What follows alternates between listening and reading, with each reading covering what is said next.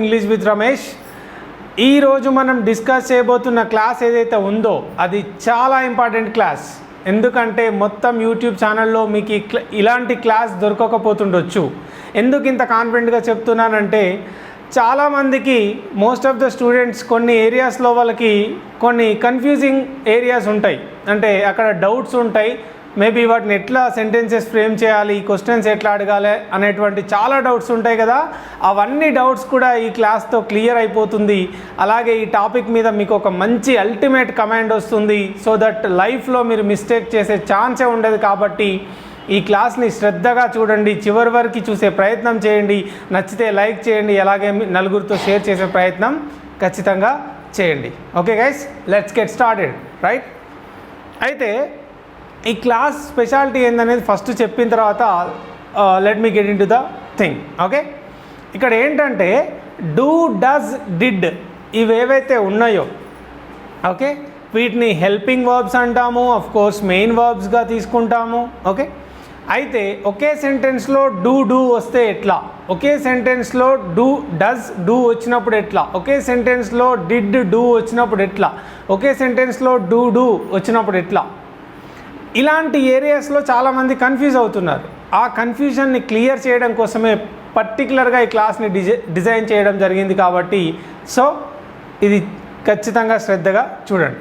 Okay, క్లాస్లోకి వెళ్తే కనుక first నేను వర్బ్ ఫామ్స్ తీసుకొని V1, V2, V3 అని మనం వర్బ్ ఫామ్స్ ఉంటాయని మనం ఆల్రెడీ మాట్లాడుకోవడం జరిగింది. ఎందుకంటే present verb, past verb and past participle verb.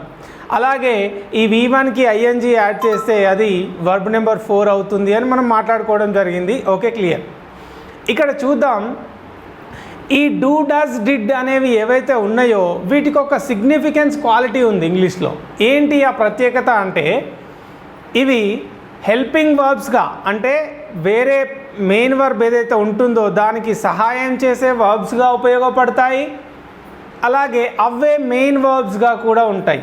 First of all ఇక్కడ వర్బ్ అంటే మళ్ళీ కన్ఫ్యూజ్ కాకండి, పని ఏదైనా కావచ్చు. చెప్పడం, మాట్లాడడం, చేయడం, వినడం, చూడడం ఇవన్నీ కూడా వర్బ్సే. వర్బ్ అంటే పని, అంతకుమించి ఏం లేదు. అయితే ఇక్కడ మెయిన్ వర్బ్ అనే దానికి సహాయం చేసేదాన్ని హెల్పింగ్ వర్బ్ అని చెప్తాం. ఆ సహాయం చేయడం అంటే ఎట్లా చేయొచ్చు అనేది చూస్తే కనుక ఇప్పుడు ఒక పాజిటివ్ సెంటెన్స్ ఉందనుకోండి. సపోజ్ ఐ స్పీక్ ఇంగ్లీష్ అనేటువంటి ఒక పాజిటివ్ సెంటెన్స్ ఉంది. అంటే నేను ఇంగ్లీష్ మాట్లాడతాను అని అర్థం. ఆ సెంటెన్స్ని నేను నెగిటివ్గా చెప్పాలి, అంటే నేను ఇంగ్లీష్ మాట్లాడను అని చెప్పాలి. రైట్, ఇక్కడ ఐ స్పీక్ అనేది ఇక్కడ వర్బ్ నెంబర్ 1. రైట్, నేను మాట్లాడతా. ఇది సెంటెన్స్ ఉంది కదా, ఈ సెంటెన్స్ని నేను ఎలా చెప్పాలనుకుంటున్నా, నేను మాట్లాడను అని చెప్పాలి. అప్పుడు నాకు ఏంటి, ఈ స్పీక్ అనే వర్బ్ని, ఇది మెయిన్ వర్బ్గా ఉంది కదా, దీనికి ఒక హెల్పింగ్ వర్బ్ కావాలి. అట్లాంటప్పుడు మాత్రమే నేను నెగిటివ్ సెంటెన్స్ చెప్పగలుగుతా. మరి ఎట్లా, ఎక్కడి నుండి తీసుకురావాలి ఆ హెల్పింగ్ వర్బ్ అనేది? ఆ హెల్పింగ్ వర్బ్ ఎలా తీసుకురావాలి అనేది ఈ వర్బే చెప్తుంది.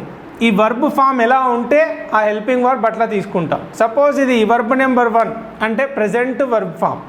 ప్రజెంట్ వర్బ్ ఫామ్ కాబట్టి మామూలుగా ఐ, వి, యూ, దే వీటితో డోంట్ ఉపయోగిస్తాం నెగిటివ్ సెంటెన్స్లో. కాబట్టి ఏమొచ్చింది ఇప్పుడు, ఐ డోంట్ స్పీక్ అంటే ఈ వర్బ్కి ఇది సాయం చేస్తుంది కాబట్టి దాన్ని హెల్పింగ్ వర్బ్ అని చెప్పుకుంటాం. ఐ డోంట్ స్పీక్ అంటే నేను మాట్లాడను అని అర్థం. ఇక్కడ ఐ స్పీక్ అంటే నేను మాట్లాడతాను అని అర్థం కదా. అందుకే ఇది మెయిన్ వర్బ్ అయితే ఇది హెల్పింగ్ వర్బ్ అవుతుంది. ఈ విధంగా చెప్తాం.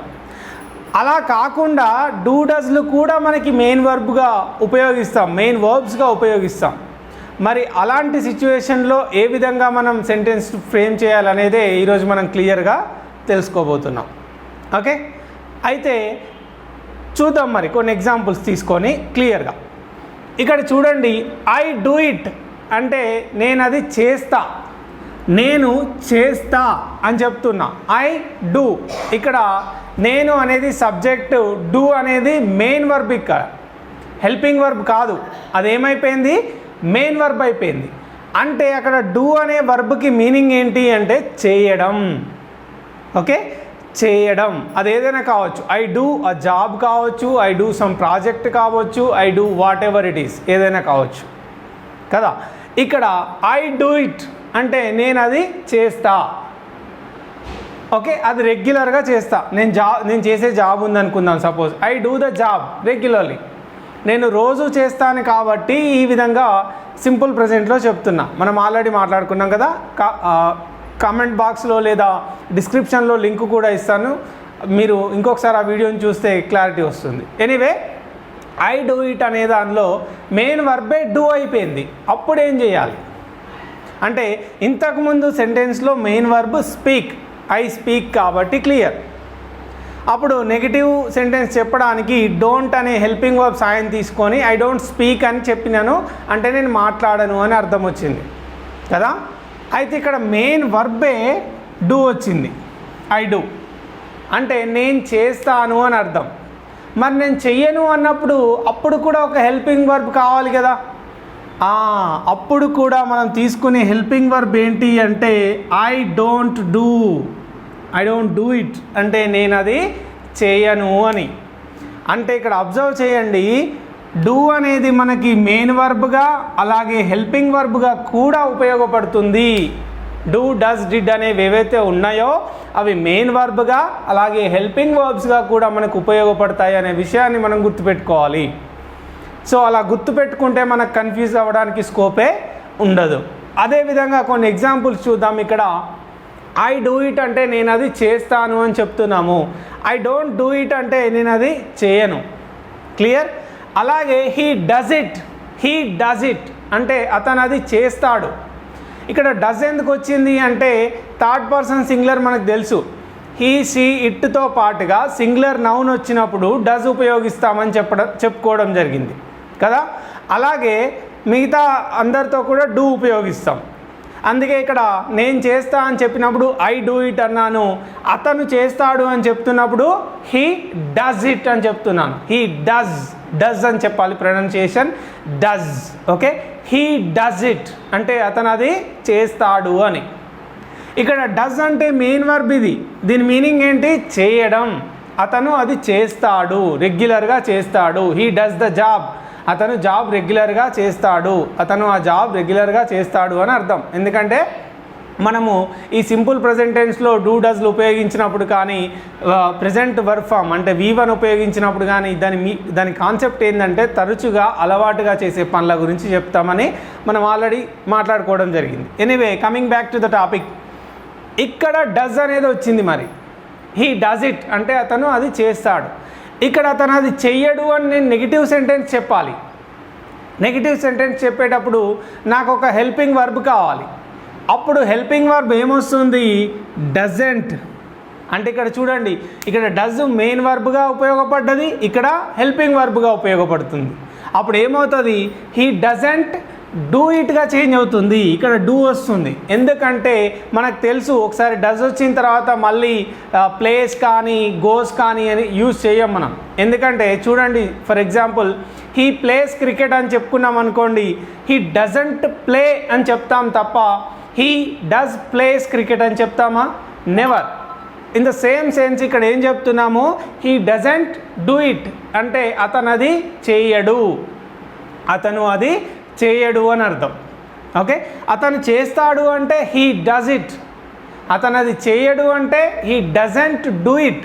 డస్ వచ్చిన తర్వాత నెగిటివ్ సెంటెన్స్ వచ్చింది కాబట్టి డజంట్ అనేది, తర్వాత అఫ్కోర్స్ డస్ వచ్చినా కూడా తర్వాత వచ్చే వర్బ్ ఏంటి? డూ మాత్రమే వస్తుంది ఇక్కడ మెయిన్ వర్బ్గా, మళ్ళీ డస్ రాదు. ఓకే, అందుకే హీ డజంట్ డూ ఇట్ అంటే అతను అది చేయడు. మీరు అబ్జర్వ్ చేయండి, డస్ డూ ఒకే సెంటెన్స్లో వచ్చినాయి. So don't get confused.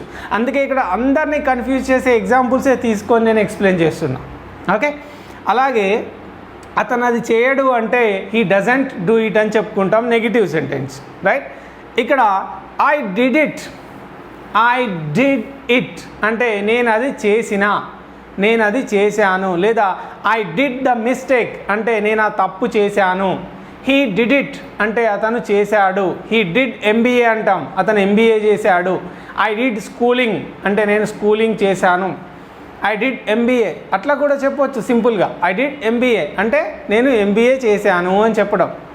లేదా ఐ డిడ్ ఇట్ అంటే నేను అది చేశాను, ఐ డిడ్ దట్ అంటే నేను అది చేశాను. ఈ విధంగా చెప్తాం సెంటెన్స్ని. ఇక్కడ డిడ్ అనేది మెయిన్ వర్బ్గా వచ్చింది డైరెక్ట్గా, అంటే ఇక్కడ హెల్పింగ్ వర్బ్ ఏం లేదు, డైరెక్ట్గా డిడ్ వచ్చింది. ఐ డిడ్ ఇట్ అంటే నేను అది చేశాను అని. అయితే నేను అది చెయ్యలేదు అని చెప్పాలి, అంటే నెగిటివ్ సెంటెన్స్ చెప్పాలి. అలా చెప్పడానికి మనకి హెల్పింగ్ వర్బ్ కావాలి కదా. ఆ హెల్పింగ్ వర్బ్ కూడా ఇది పాస్ట్లో ఉంది కాబట్టి డిడ్ నాట్ అనే హెల్పింగ్ వర్బ్ని మాత్రమే ఉపయోగించడం జరుగుతుంది. ఇక్కడ చూడండి, ప్రెజెంట్లో ఉంది డూ కాబట్టి ఇక్కడ డోంట్ ఉపయోగించినాం, ఇక్కడ డస్ ఉంది కాబట్టి డజంట్ ఉపయోగించినాం, ఇక్కడ డిడ్ ఉంది కాబట్టి డిడ్ నాట్ ఉపయోగిస్తున్నాం. గుర్తుపెట్టుకోండి నెగిటివ్ సెంటెన్స్. ఓకే, ఇక్కడ ఐ డిడ్ ఇట్ అంటే నేను అది చేశాను, ఐ డింట్ డూ ఇట్ అంటే నేను అది చెయ్యలేదు. మళ్ళీ గుర్తుపెట్టుకోవాలి ఇక్కడ ఐ డిడ్ నాట్ వచ్చిన తర్వాత డూ అనే వర్బ్ నెంబర్ 1 వచ్చింది. ఎందుకు అంటే ఒకే సెంటెన్స్లో 2 పాస్ట్లు రావు, అంటే ఐ డింట్ డూ ఇట్ అని మాత్రమే వస్తుంది. మళ్ళీ ఇక్కడ డిడ్ అనేది ఎట్టి పరిస్థితిలో కూడా రాదు. సో ఎప్పుడు కూడా పాస్ట్ టెన్స్లో కానీ ప్రెజెంట్లో కానీ డూ తర్వాత కానీ డస్ తర్వాత కానీ డిడ్ తర్వాత కానీ నాట్ వస్తే ఆ తర్వాత వచ్చే వర్బ్ నెంబర్ 1 మాత్రమే వస్తుంది, కానీ దానికి ఎలాంటి తోకలు కూడా అవసరం లేదు. ఇక్కడ చూడండి, ఐ డింట్ డూ ఇట్, ఇక్కడ డింట్ అనేది కంట్రాక్షన్ ఫర్ డిడ్ నాట్ అనే దానికి షార్ట్ ఫామే didn't. I didn't do it అంటే నేను అది చేయలేదు అని. ఇప్పుడు చూడండి, డిడ్ డూ ఒకే సెంటెన్స్లో వచ్చినాయి, ఇక్కడ డస్ డూ ఒకే సెంటెన్స్లో వచ్చినాయి. ఈ విధంగా అన్నమాట. ఓకే, ఈ విధంగా మనకి ఈ సెంటెన్సెస్ కన్ఫ్యూజ్ చేసే ప్రయత్నం చేస్తాయి, కానీ we don't need to get confused. Okay, అలాగే క్వశ్చన్ మేకింగ్ చూద్దాం. సపోజ్ ఇక్కడ యూ డూ ఇట్ అంటే నువ్వు అది చేస్తావు అని అర్థం. నువ్వు అది చేస్తావు, క్లియర్, రోజు చేస్తావు నువ్వు అది. అయితే ఈ సెంటెన్స్ని నేను క్వశ్చన్ చేయాలి. క్వశ్చన్ చేయాలంటే నాకు ఒక హెల్పింగ్ వర్బ్ కావాలి. ఆ హెల్పింగ్ వర్బ్ నేను తీసుకురావాలి. ఏ విధంగా? అయితే ఇక్కడ డూ అంటే చేయడం, అది మెయిన్ వర్బ్గా ఉంది. అంటే డూ అంటే పని చేయడం, ఏదన్నా ఒకటి చేయడం. వెల్, ఇక్కడ నాకు ఒక హెల్పింగ్ వర్బ్ కావాలి కాబట్టి ఇది ప్రజెంట్, డూ అనేది ప్రజెంట్ అని మనకు తెలుసు, ఎందుకంటే అక్కడ ఉంది డూ డస్ అనేది verb number 1, present form of the verb అనేది మనకు తెలుసు. క్లియర్? ఇక్కడ డూ అనేది మెయిన్ వర్బ్గా ఉంది, ఇది వర్బ్ నెంబర్ 1తో ఉంది కాబట్టి, అలాగే ఇక్కడ యూ అనే సబ్జెక్ట్ ఉంది కాబట్టి యూతో ఐ వి యూ దే వీళ్ళతో అందరితో మనం ఉపయోగించేది డూ అనేది మనకు తెలిసిన విషయమే. హెల్పింగ్ వర్బ్ అనేది డూ మాత్రమే ఉపయోగిస్తామని తెలుసు కాబట్టి నేను ఇక్కడ డూ అనేది హెల్పింగ్ వర్బ్గా తీసుకున్నాను. మళ్ళీ అప్పుడు ఏమైపోయింది? డూ యూ డూ ఇట్ అంటే నువ్వు ఇది చేస్తావా, డూ యూ డూ దట్ నువ్వు అది చేస్తావా. ఈ విధంగా చూడండి, 2 డూలు వచ్చినాయి. But don't get confused here. ఇక్కడ ఎందుకు? డూ అనేది ఇక్కడ మెయిన్ వర్బ్, ఇక్కడ క్వశ్చన్ చేయడానికి హెల్పింగ్ వర్బ్, అంతే. So do you do it అంటే నువ్వు అది చేస్తావా అని అర్థం. క్లియర్? అలాగే వాట్ డూ యూ డూ, నువ్వేం చేస్తావు. మామూలుగా మనం అడుగుతుంటాం చూడండి పీపుల్ని, whenever you meet people, right, strangers or other people or professionals, right, you can ask them the question like what do you do, ఏం చేస్తావు. Okay, what do you do. How do you do అంటాం, ఎలా ఉన్నావు అని అడగడానికి స్టైలిష్గా how do you do అని అడుగుతుంటాం. Nice one to ask, right. So in the same sense ఎలా అంటే వాట్ డూ యూ డూ అంటే నువ్వేం చేస్తావు. ఇక్కడనేమో నువ్వు అది చేస్తావా, నువ్వు ఆ జాబ్ చేస్తావా అంటే డూ యూ డూ ఇట్ అంటాం. డూ యూ డూ ఇట్, నువ్వు అది చేస్తావా.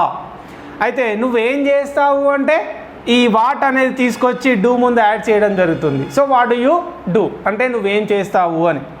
ఇక్కడ అతను చేస్తాడా అది అని అడగడానికి హీ షీ ఇట్తో మనం ఉపయోగించే హెల్పింగ్ వర్బ్ డస్ కాబట్టి మనకు తెలుసు. ఒకసారి డస్ వచ్చిన తర్వాత మళ్ళీ ఇది మెయిన్ వర్బ్ అనేది చేంజ్ కాదు, డూ అనేది అలాగే ఉంటుంది. Okay, does he do it అంటే అతను అది చేస్తాడా, అతను అది చేస్తాడా అని అర్థం. అలాగే వాట్ డస్ హీ డూ అంటే అతను ఏం చేస్తాడు అని అర్థం. వాట్ డస్ హీ డూ, అతను ఏం చేస్తాడు. ఈ విధంగా సో డస్ వచ్చింది కాబట్టి ఆ సెంటెన్స్లో డూ మాత్రమే ఉపయోగించాలి, రైట్.